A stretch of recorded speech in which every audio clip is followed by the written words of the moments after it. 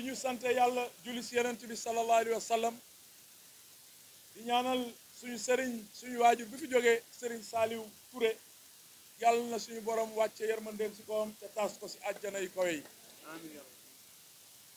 li ñu fi dajale tey mooy jamono yële weesu dañu joxoon carte blanche le président Macky Sall yàlla ki dogalam ak ndimbalam mu jiital le premier ministre Amadou Ba qui a toutes les compétences requises pour diriger le Sénégal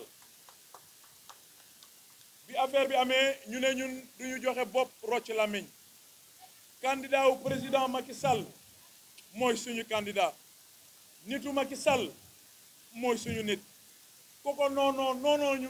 ku ko tee nañu kon nee na Amadou Ba la ñuy àndal ba jël élection yi ci kàttan yàlla suñu borom may wax ne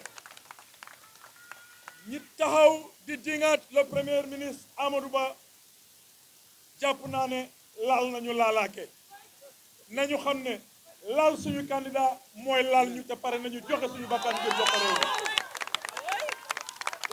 mi la wanoon waneet parce que xam nañu ne ñoom ñàkk nañu élection présidentielle yi ba noppi moo waral ñuy agiter nationalité le premier ministre Amadou Ba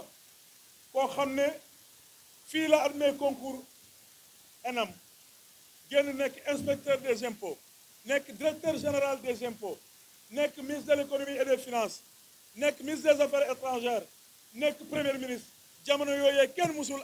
agité nationalité bi tey ñu taxaw xam ne samp na ndëndëm Benno Bokk Yaakaar samp na ko président Macky Sall jiital nañ ko askanu Sénégal yaakaar ko ñuy tilimal daram koo xam ne originaire am Labouné Doué la muy dëkk bi nga xamante ne foofu la waajuram juddoo muy Tulde Dimat yaayam di Soxna Marème Bal bi nga xamante ne Njaan Pendaw la jóge mooy zone arrondissement wu Thillé Boubacar te ñëpp xam nañ Thillé Boubacar Podor la bokk waaye nag nit di nga sos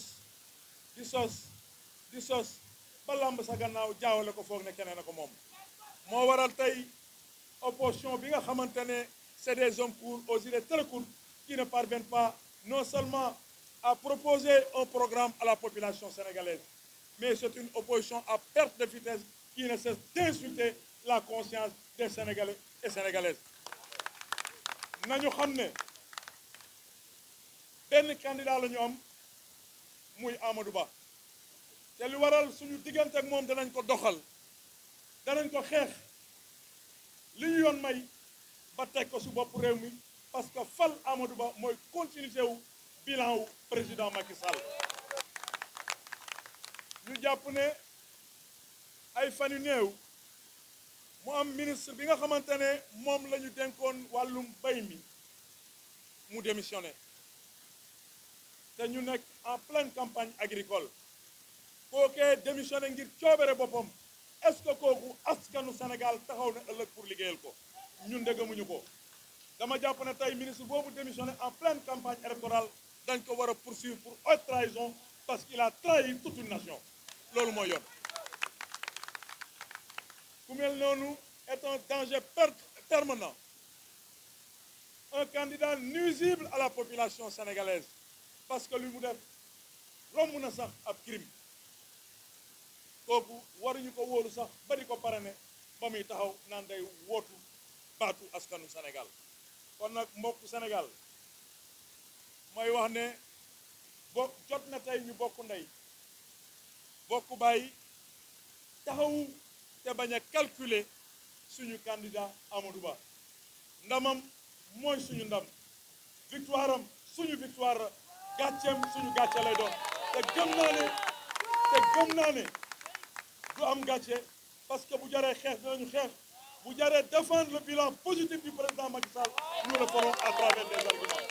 kon nag may woo bépp responsable bu nekk Thiès parce que l'heure est à l'unité pour la consolidation de toutes les forces vives de Benno Bokk Yaakaar nañ leen taxaw doon benn say bàyyi calcul yi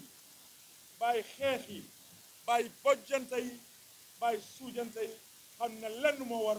porter la candidature de notre candidat Amadou Ba. Li koy may mooy unité ñu bokk ndey bokk baay liggéey autour de l'essentiel. may jàpp ne Macky Sall la ñu àndal tey moom la ñu àndal suba moom la ñu àndal gannaaw suba may wax fii lu leer et je prends l'engagement devant l'assistance ñu jàpp ne président Macky Sall bàyyi na ñu bëgg ko yëpp boobu dafa fekk Mohamed Massaly dafa bàyyi politique que damay wax les détracteurs du président Macky Sall Macky nekk fi moom la ñu àndal bu fi jógee ëllëg it danañ continuer di ko défendre et sans état d'âme et je le dis égard aux responsables de Benno Bokk Yaakaar qui sont là y compris opposition bi Macky la tey Macky lay doon ëllëg Macky lay doon gannaaw ëllëg man day ku ko gàjji dana ma gàjji ku ko laal dana ma laal te Amadou Ba mooy candidat bi wa salaam jërë ngeen jëf. Messieurs et Madame les journalistes, militants et militantes du parti UNR, sympathisants et sympathisantes, chère population de Thiès, Son Excellence le Président Macky Sall, à qui nous avions donné carte blanche, a finalement porté son choix sur le Premier ministre Amadou Ba pour être le candidat de la coalition Benno Bokk Yakaar aux élections présidentielles de 2024. Au vu de sa trajectoire dans l'appareil d'État et sur le plan politique, choix ne pouvait être plus judicieux. Et c'est pourquoi je suis intimement et profondément convaincu que l'heure n'est plus au calcul politique ni à la spéculation, mais à la grande unité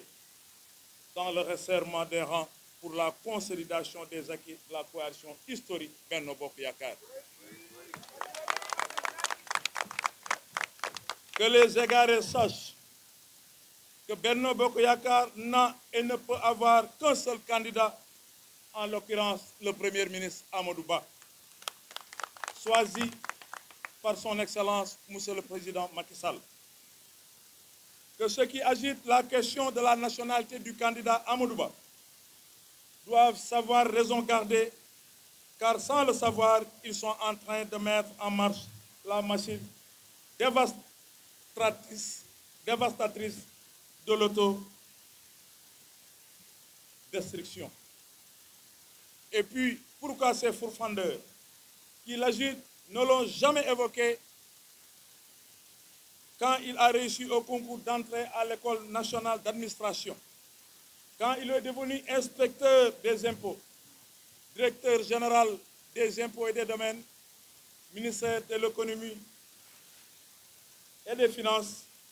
ministre des Affaires étrangères, enfin Premier ministre. Pourquoi ont-ils attendu qu'il soit candidat de Benno Bokk Yakaar pour s'intéresser à cette question? Cela montre manifestement que toute question relève d'une pure manipulation politicienne, d'une diversion de mauvais goût. Amadou Ba est originaire de Laboudou-Doué, village de son père dans le Toul Dimat, sa mère Sokhna Mariam Bal et de Ndiayen Pendaw dans la même zone Pan, dépendant de l'arrondissement de Thillé Boubacar dans le département de Podor. Cependant, ce descendant de Cheikh Souleymane Bal, né à Dakar, a, comme tout jeune Foutanké, appris le Coran, labouré les champs de son marabout, nagé dans les eaux du Mayo. Il a été choisi parce qu'il est l'incarnation typique du modèle dont le Sénégal a besoin pour consolider les acquis magistralement construits par le président Macky Sall et créer ainsi les conditions d'une émergence durable, socle d'un développement intégral. Mais fort heureusement, Amadou Ba a une bonne longueur d'avance sur eux. Elle a même déjà gagné les élections dès le premier tour. Donc, c'est dans l'intérêt de l'opposition de comprendre que ces enfantillages relèvent de la peine perdue et qu'elle est déjà battue à plate couture avant même les urnes électorales. C'est désolant de voir un ministre en charge du secteur névralgique de l'agriculture démissionner de ses fonctions en pleine campagne agricole. Cet acte ignoble, malhonnête, lâche prouve à suffisance qu'il ne s'intéresse nullement aux intérêts des Sénégalais et leur a sonné pour les populations de lui montrer qu'il n'a pas encore le niveau lui permettant d'être un candidat à la présidentielle. S'il aimait son pays,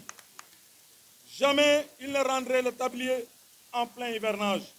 étant le ministre de l'Agriculture, poumon de l'économie nationale. La bataille de Thiès aura bel et bien lieu et nous jetterons personnellement toutes les forces dans le combat pour le triomphe glorieux de Benno Bokk Yakaar. J'appelle tous les fils de Thiès à sonner la grande mobilisation